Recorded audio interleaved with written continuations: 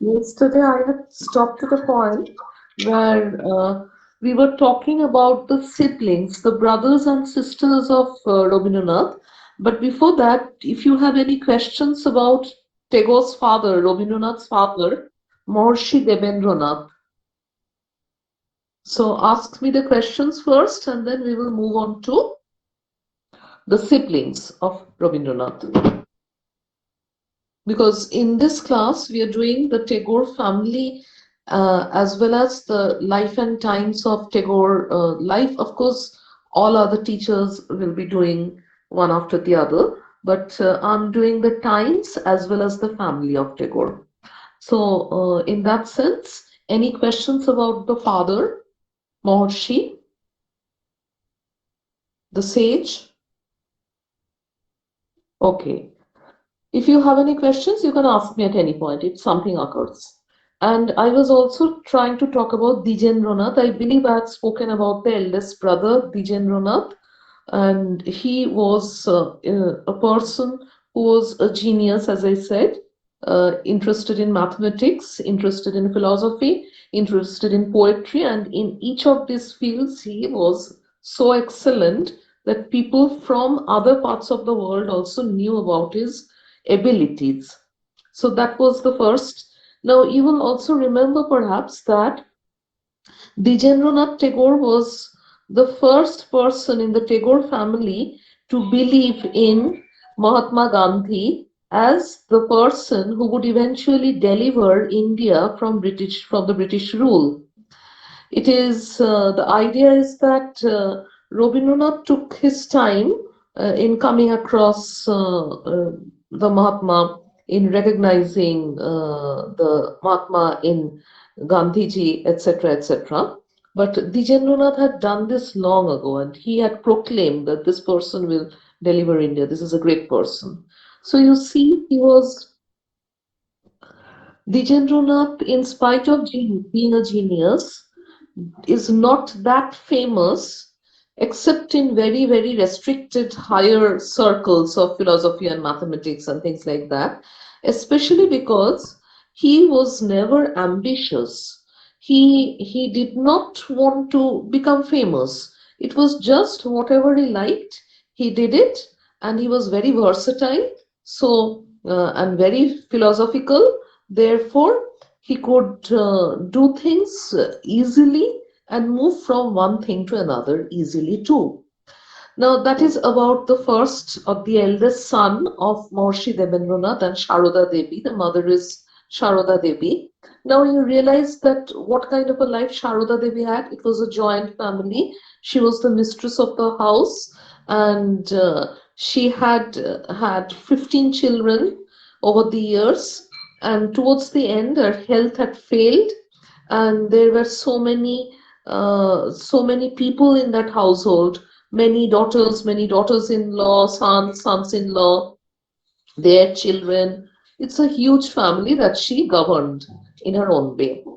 I will return to the idea of her second son, the second son of Maharishi Debendranath and Sharoda Devi was Satyendranath.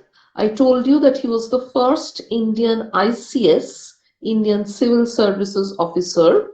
And in the Indian Civil Service, you remember, this is something which was earlier reserved only for the British citizens, British men, and now for the first time, the Indians were being given an opportunity to take part in the British administration after passing a very difficult examination.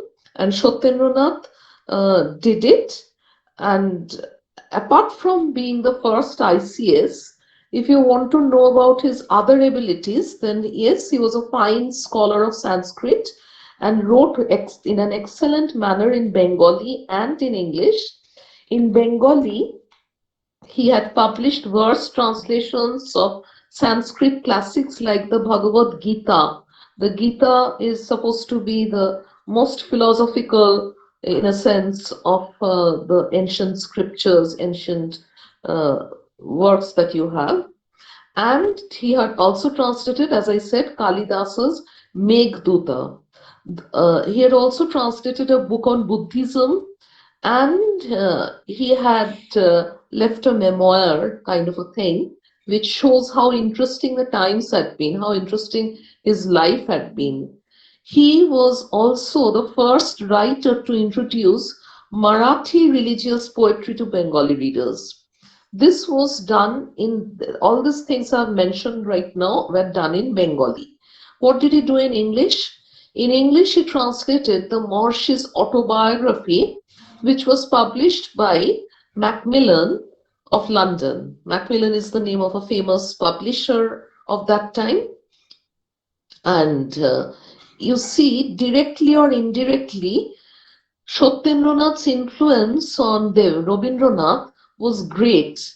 You know, if you have remembered your first classes with Dipankarta, in the sense 1861 to 1881, then you will remember how Rabindranath had gone to Ahmedabad and later to England with the help, with the guidance, with the support of support in the sense he was taught how to do things. He received a training in proper behavior, etiquette, grooming. All these things came from his uh, ICS brother Satyendranath in Ahmedabad, and the sister-in-law Ganoda Nandini, who was in England with her two children at that point of time. She also had given shelter to Rabindranath. I hope you remember these details. Now, while I'm talking about Satyendranath, I have to talk about how important he made women's education and women coming out of the parda. The parda is the veil behind which women would remain hidden. Women were basically left illiterate, and at the same time, they would hide behind their veils so that strangers wouldn't be able to see them, as if seeing is a form of pollution. That was the belief during that period. And you know what Satyendranath did? He did the completely opposite thing. His young wife Ganoda Nandini, the spelling is little tricky, so I'll spell it out for you. Jnana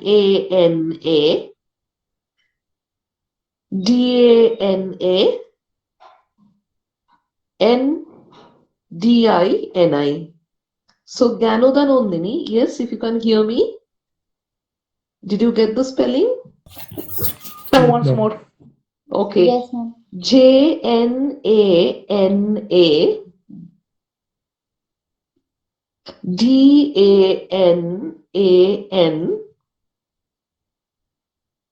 Dandini. So Ganoda Nandini, that was the name of his wife. This young wife was beautiful, intelligent, but when she was given in marriage to Satyendranath, she was basically illiterate and in Parda, of course. Now, Satyendranath insisted on educating her not only in Bengali and English, but in all the accomplishments that would be found in women in Victorian England. Now, Satyendranath first took her out unveiled in an open horse carriage, and there was a major turmoil in Calcutta society because women were not supposed to come out of Parda. And Satyendranath very boldly took her out without the veil in an open horse carriage, so through the streets of Calcutta, and other people could see her. This was supposed to be a major scandal at that time, but we can see that Satyendranath believed in liberating women. He believed that women had the right to go on to study, to move freely like men too. These are very basic things, but these things were not understood at that point of time. Satyendranath actually moved away from his house first to from Jorashako actually, and he lived in a separate bungalow where she, already educated, was the president over many people who were very, very educated, highly able, very, very famous Bengali literary figures, etc. So they came to that place and she used to preside over them. Ganodanandini did another thing which is very important for Bengali women. That is, she changed the way in which the Orthodox women wore their saris.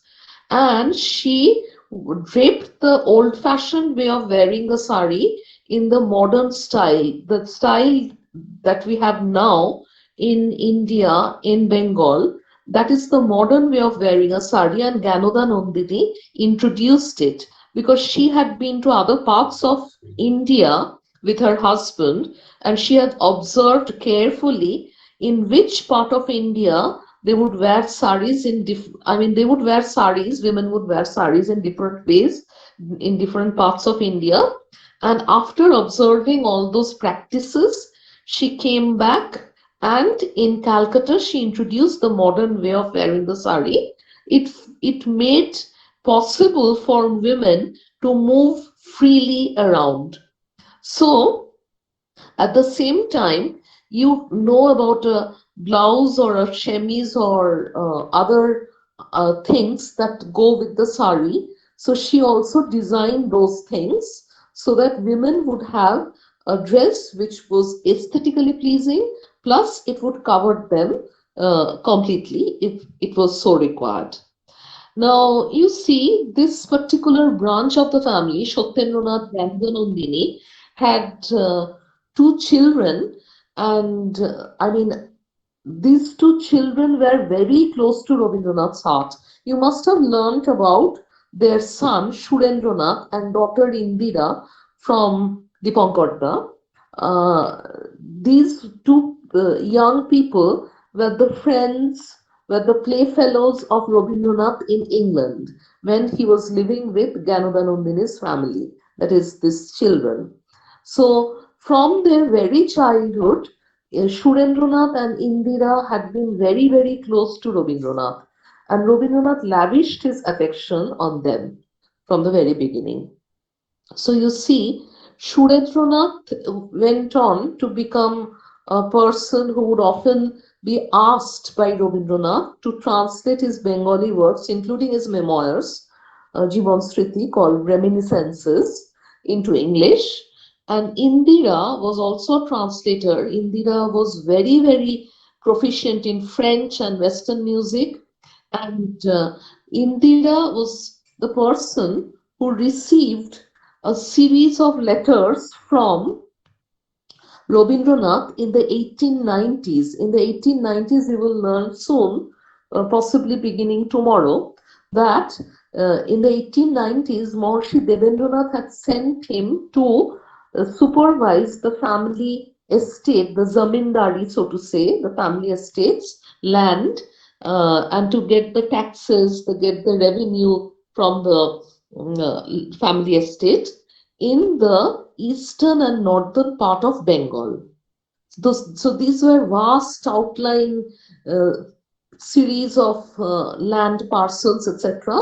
And Rabindranath used to be there during that decade, and he used to write letters to his niece Indira, who was growing up at that point of time. Indira Devi became a famous lady in the world of Bengali letters, and she was a recognized authority on her uncle's music, Rabindranath's music, later on. And she was once upon a time the vice chancellor of Vishwabharati too. She acted as a vice chancellor of Vishwabharati once upon a time. Now, I think I have told you about Dijendranath, Satyendranath and his family. Now, I will go on to the third son of Sharada Devi, the third eldest brother of Rabindranath. He was called Hemendranath, but he died comparatively young at the age of 40 years. He is remembered by us because he has repeatedly been mentioned by Rabindranath when Rabindranath was talking about his early years and education. Hemendranath wanted Rabindranath to learn a lot of things in Bengali, and therefore Rabindranath had known Bengali like anything. I mean, to him, Bengali was so beautiful a language, and Hemendranath was there. Hemendranath wanted him to be proficient in so many branches of knowledge. And he actually employed a number of people, including a medical student, a Sanskrit scholar, English scholar, etc., etc., various kinds of people who would teach Rabindranath all these subjects at home too. Apart from school, these were the things you were learning about at home. So you see, Rabindranath had always paid homage to Hemendranath for taking care of his studies, directing the studies when he was in his childhood. And Hemendranath had insisted that children should be taught in their mother tongue at the beginning. And if you want to learn English, that comes later on, but you begin with your mother tongue, the easiest to digest, so to say, like mother's milk. In this sense, many years later also, Rabindranath said that when you cannot understand how to take the first bite, solid bite, and the stomach is not yet prepared for solid food, you need mother's milk, and in this way, your native language, your mother tongue, fulfills that need. Later on, when you are prepared, better prepared, you move on to study English or other languages. So you see, he says, while all around was the cry for English teaching, my third brother, that is Hemendranath, was brave enough to keep us to our Bengali course. To him in heaven, my grateful reverence. That is what Rabindranath wrote about Hemendranath. Yes, the fourth son, Bolendranath, died when he was in his 20s. He was a poet, he was a writer too, but he died very quickly in his 20s, as I said. Now, the fifth son, Jyotirindranath, shall I spell it out for you? Jyotirindranath. Jyotirindranath was very important in the life of Rabindranath in his youth. You know why? Because Jyotirindranath was another genius, another person with a lot of versatility, and he was known as one of the most accomplished men of his age. He was very handsome, elegant, daring. He was known as the Prince Charming almost of the Indian Renaissance, and was a pioneer in almost every field. He was a musician, composer, poet, dramatist, an artist of remarkable sensibility. So you see, and he was a very ardent believer in nationalism too. So there were many adventures in the world of arts and letters, in the world of nationalism. There were many kinds of adventures involved with Jyotirindranath's life, and Rabindranath was a witness. Young Rabindranath was a witness to some of these adventures, or sometimes misadventures. You know, he was like his grandfather in the sense, handsome and very daring in the sense that, of course, he was not that practical, not as practical as Dharokanath Tagore, but Jyotirindranath believed that why should the British have a monopoly in shipping and industry? So he actually had a steamer, and he was fighting. There was a competition between the British steamers, passenger carrying steamers, and his steamers. So he was bringing down the price of the ticket in order to compete with the British. Ultimately, it was almost as if they were making no money out of the steamer business. And Jyotirindranath was almost financially bankrupt, had gone almost ruined, had become almost ruined in the process. But he was still very enthusiastic. You see, he did not have a business sense. And in this, he was not like his grandfather Dharokanath, and he did not know how to stick to what he was aiming at. But even then, His experiments taught Rabindranath a lot of things. They were inspiring him to do very great things. And Jyotirindranath was a master dramatist, and his plays were performed on the Bengali stage, various kinds of plays. And young Rabindranath was once there listening to the play being read out by Jyotirindranath in the next room, and then he was called in and he went there and just composed a song like that, which was in perfect keeping with the moment when the play had stopped, actually. So you see, Rabindranath had good training within the household, within his own family, about how to create things, how to think in ways which other people wouldn't even imagine of. So these adventures in the realm of the mind, intellect, the world of letters, the world of arts, etc. All this came as inspiration from Jyotirindranath. Now, one thing you must remember that when Jyotirindranath got married, Rabindranath was very young, and Jyotirindranath's young wife was like a tiny mother because he had just lost his mother.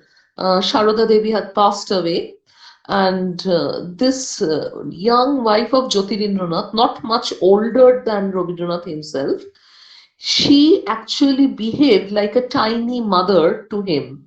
And he was very grateful for this motherly affection lavished on him because he, by that time, had lost his mother and was feeling bad about it. And this young lady, Jyotirindranath's wife, later on became the patron of Rabindranath's poetry. Whenever he could write a poem, the first reader would be this elder sister-in-law, and this elder sister-in-law would preside, like Ganoda Nandini, this lady also would preside over the evening meetings of various poets, writers in her own part of the house, the Jorashako family house. So you see, Rabindranath got this exposure to the thoughts of other great thinkers, other great literary figures in Bengal because of the efforts of this lady. So he was very grateful to Jyotirindranath and his wife. Unfortunately, this lady is said to have committed suicide at a very young age, and Rabindranath could never forget her. He always worshipped her even after her death. Okay, so he was very grateful to his brothers and their wives, and he always expressed that gratitude for the rest of his life. Now, Sharada Devi had other children who were famous or whom we know about. For example, we have been talking about sons only. What about the daughters? The eldest daughter was Saudamini, Saudamini. Saudamini was the eldest sister who looked after Rabindranath when he was born, right? And in his infancy. And Saudamini later became the devoted companion of the Mahorshi when he grew aged. And Saudamini, I have a story about Saudamini from the writings of Rabindranath. It once happened that Saudamini was being sent to school in a dress which was like a mixture of the Indian style of dressing and the European style of dressing for a little girl. So she would have a frock or a gown kind of a thing, and trousers too, and a jacket kind of a thing possibly as well. You can imagine a mixture of these two kinds of dressing patterns. And she was going to school in a horse-drawn carriage or something, and the police stopped her in the middle of the way, and they felt that this girl is so fair, she is being kidnapped. This girl cannot belong to any Bengali family. So you see, there were so many kinds of prejudices in the mind of the British officials during that period, and they had notions about what people should look like, how they should behave. The standard of living of Indians must be lower than the standard of living of the British. So, Shoudamini's incident was an eye opener to many people in Calcutta who never knew that their family members could be misjudged in this way by the British officials. And Maharishi Devendranath didn't like it at all. We can understand that. You must have learnt about how he had shown his anger towards the British station master who had thought that he was faking the age of young Rabindranath, saying that he is not yet 12 years old when he had already become tall enough to look like 12 years old and above. And he was demanding, the station master was demanding the full fare. And Maharishi actually gave him a high note, high currency note, means a lot of money. And when the station master brought the change, the Maharishi threw it away on the station. And then the station master understood that this man is not trying to save a little bit of money in order to, and in order to do that, he is lying about his son's age. This kind of an idea is so very wrong. The station master felt ashamed of himself, and the Maharishi had taught him a lesson in honesty. The Maharishi was not lying. Rabindranath Tagore was simply taller than whatever other boys would be of his age. And that made him think that no, this boy is not 11 years old, he's 12 years old or above. So that kind of an idea about this person is an Indian, therefore he must be lying. So these were ideas that Maharishi Devendranath never tolerated even for a moment. And yes, then what happened? Then you have Swarna Kumari Devi. Swarna Kumari Devi was a distinguished musician. She is sometimes known as the first woman novelist in Bengal, hmm, who had many novels published. Before her brother Rabindranath, younger brother Rabindranath, had become famous, Swarna Kumari had already become famous as a novelist in her own right. And Swarna Kumari, before Rabindranath, she was also the editor of the family magazine Bharati, Bharati. So you see, she was a lady who had a family, who was bringing up the young family members, her sons, daughters, etc. She had a busy social life. At the same time, she was writing novels, editing a journal or a magazine, and doing so many things in such a wonderful manner. So Swarna Kumari, you understand, was very, very talented too. And one of Swarna Kumari's daughters, Sharola Devi, later was a major force, major inspiration who inspired the freedom fighters. For the rest of her life, Sharola Devi kept on inspiring the freedom fighters, and they were very, very indebted to her. She would be there personally supervising their welfare so that they could fight against the British government. So you see, this family is so unusual in the sense that almost everybody is so talented and they express their talent in so many ways. Rabindranath was no exception, right? So I have given you an idea of the family background, the times, which means the contemporary period when he was growing up, when before his birth, certain other famous in Bengali thinkers had ushered the Bengal Renaissance in thought, in behavior, in social reforms, in the world of literature, culture, music, etc. All those things I have tried to mention. So if you have any questions now, you could ask me.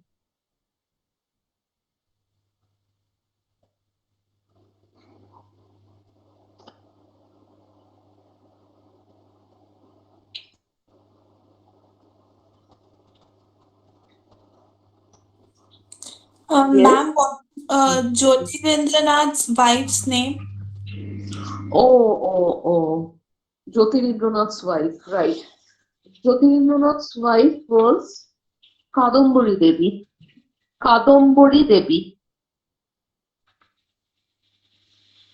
Yes. Can you hear me? Yes, ma'am. Thank you. Okay. Kadambari, right? Hmm.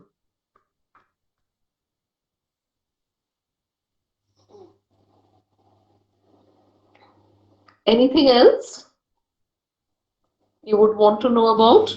Should I spell Kadambari out for you? Kadambari.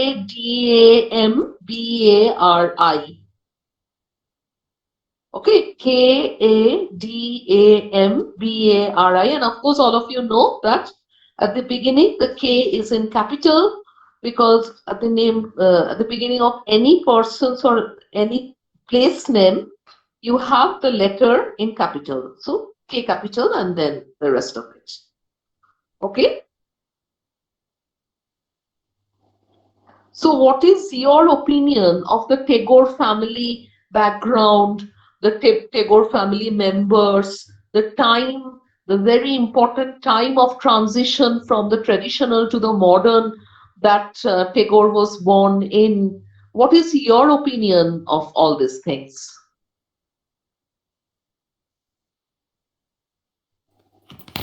Ma'am, I think it is a great contribution to our nation from Thakurbari, that all of them are they were genius and they produce all kind of intelligence and contributes to our nation.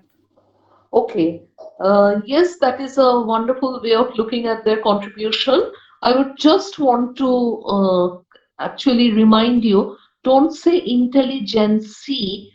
If you mean INTELLGENCE,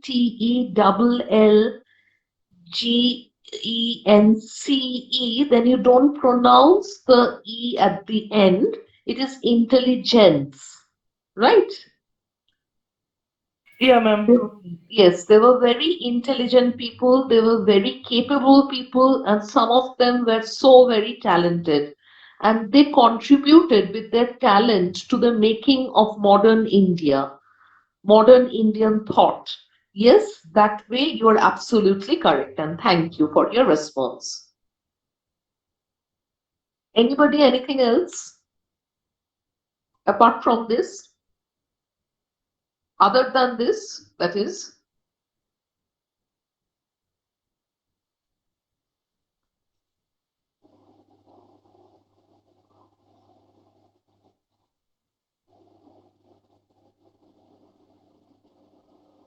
I mean, in the family, there are so many wonderful stories, and the stories are real. That is the most wonderful thing about it. Uh, for example, think of Dwarokanath Tagore, who was shown so much love and honor, not only in England, he was a subject of England, right? England was ruling over India, so the British people could have some interest in India, could have felt interested in a person who traveled from India, this rich Hindu, etc., etc. And Tarokanath at the same time was so very uh, famous in other places like Paris, etc. I told you about young Max Muller showing his respect towards Tarokanath. Yes, you have a question about why is Devendranath called the Mahorshi?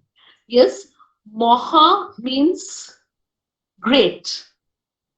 Right. Maha means great, and Rishi would tell you about a sage, SAG, a very, very wise person, a saintly kind of a person who pursues knowledge, who is a very wise kind of a person. He is a philosopher, possibly, and he is a great devotee of God too. So, that kind of a person is a Rishi.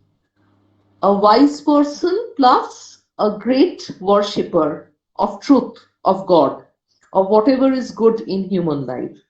So, therefore, the great worshipper, the great sage, in that sense, people called him the Maharshi because of his great wisdom and great mastery over the Vedas, Upanishads, and so many other things in other languages too. Remember the way Raja Rammohn Roy had learnt so many languages and so many scriptures he had studied: Hindu, Muslim, Christian, etc. Devendranath also was very, very learned, so he is called the Maharshi. That is the other way in which you can look at it. Ma'am, Yes, was Rabindranath Tagore against nationalism, or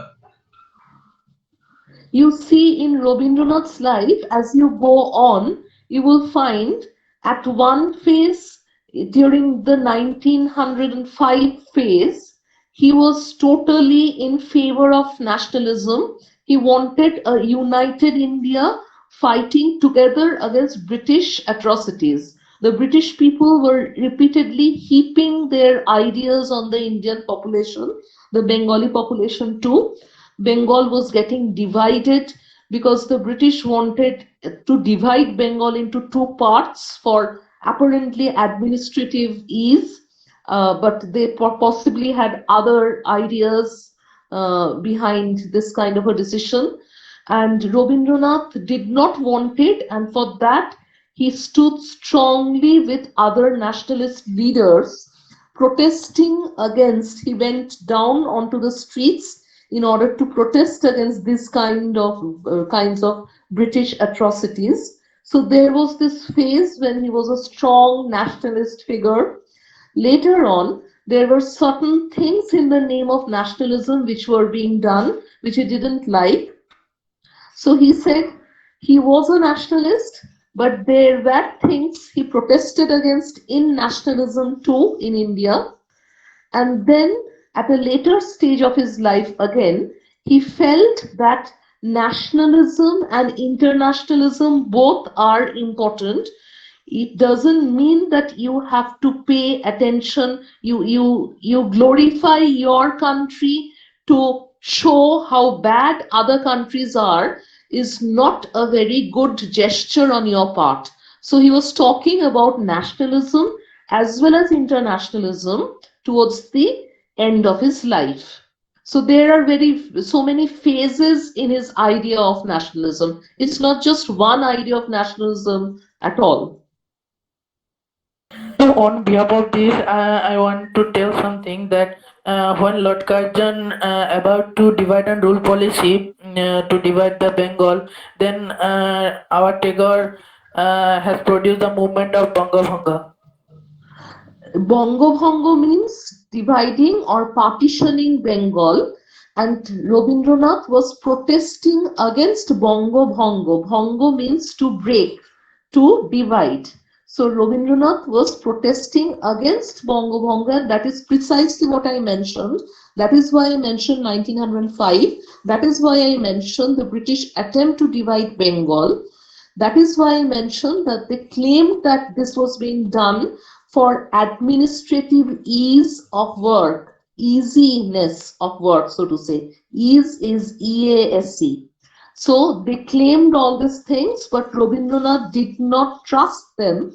Therefore, as a nationalist leader, he said that we should stand united and fight against the Bongo Bongo. Clear? Yes, ma'am. Okay. Next, any other question?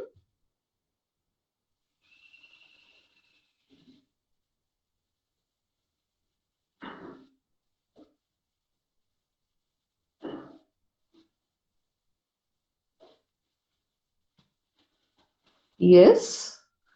From this part, from Tagore's family background as well as the contemporary period, the way he was trying to learn about a number of things from his surroundings, from his family members, the older brother and the sisters, etc. And yes, you must have learnt about Hindu Malay Upohar and other things like that. So I was a little surprised about this question about nationalism, because you could see at least you have not done the entire life of Rabindranath, but even in the first 20 years, you could find that he was a budding nationalist, like his fifth eldest brother, Jyotirindranath. Jyotirindranath was a patriot, great patriot, and Jyotirindranath inspired Rabindranath to experiment in so many things for the welfare of the common people of the country. Now, Rabindranath, you will see soon when you go on to do the 1890s phase of his life, when he was taking care of the family estate in the northern and eastern part of Bengal, away from Calcutta, on his father's instructions. You will see over there, Rabindranath was really trying to observe carefully the suffering of the common people, and he was writing stories about them. And this Rabindranath was also trying to do something inspired from what he had seen his brother Jyotirindranath do earlier. What is it? Jyotirindranath tried to make factories, say for making matchsticks or something like that, and he put a lot of money into the research and development section, and it turned out at the end that he couldn't have a factory because his matchsticks were so costly that nobody would be able to buy them at all, and he would not be able to produce them for the mass market at all. But he was experimenting, trying to do things in the Swadeshi way. Swadeshi is the Indian way. And Rabindranath was inspired by this in a major manner. And when he was in the 1890s, during that decade, in the Bengali villages, when he was in Shilaidaho, Patishar, Kaligram, Shajatpur, all these places, he was not always behaving like a landowner's young son. He was actually setting up cooperatives, small cooperatives for the farmers, for the artisans in those villages, in those rural areas, so that they would never have to starve. Otherwise, they would have to depend on whether it is raining too hard, whether there is no rain at all. Farmers would be inundated, they would have a flood, sometimes they would have a drought sometimes, and they would lose their crops, and they would starve to death otherwise. And he was trying to create cooperatives with his own money so that they could survive, they could have a meaningful life, a better life. Okay, they would not have diseases, they would be educated, better educated, etc. He was trying to do all these things on his own because he had observed the situation very carefully. Now, I think that as a brother of Jyotirindranath, he too was trying to be a patriot in his own way. Patriot by taking care of his compatriots. Compatriot means countrymen. He was trying to take care of the poor countrymen. He was not trying to behave like any rich person who didn't bother about them at all. So in this, he was again exceptional. Not all landowners would take care of the poor people, the common people in the villages in this way. So in this also, he was an exception. Okay.